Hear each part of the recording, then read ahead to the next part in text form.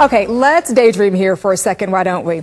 You are abiding by the rule of thirds. You're working 8 hours a day, you're playing 8 hours a day, and you are sleeping 8 hours a day. All right, wake up. Let's get back to reality, because managing all these expectations is a challenge. We all know this.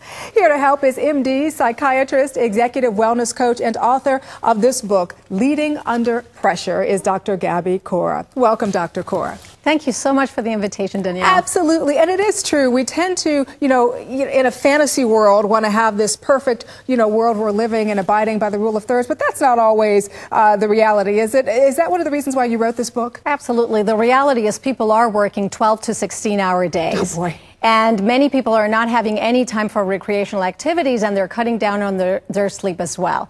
So this is one of the reasons that led me into writing this book and being so passionate about helping people out stay healthy as they become wealthy at the same time. And you talk about people coming to your office who are already stressed out, so they're already kind of at the point of no return. But can stress ever be good? A little bit of stress is excellent. It's actually what helps us thrive and be excellent at whatever we decide to do. So a little bit of that stress is good.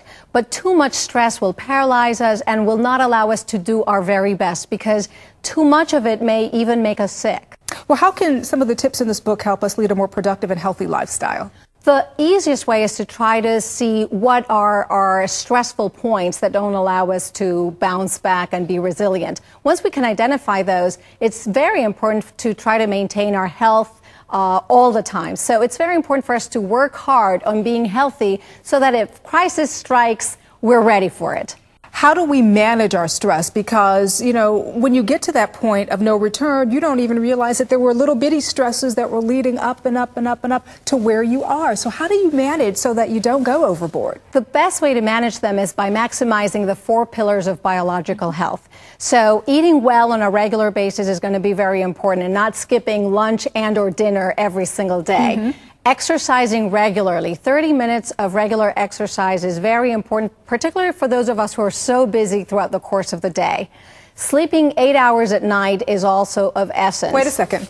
Back up. 8 hours. I don't know many Americans who get 6 hours of sleep a night. And it's very important. Some people do very well on 6.5 hours, but some other people need those 8 hours to try to sleep well and recuperate all that energy so that they can continue their daily activities the next day. And last but not least is finding some great ways to relax every single day, even a little bit. It could be listening to music, practicing some other relaxation techniques, or even through exercise. How can living a less stressful life make you a better leader?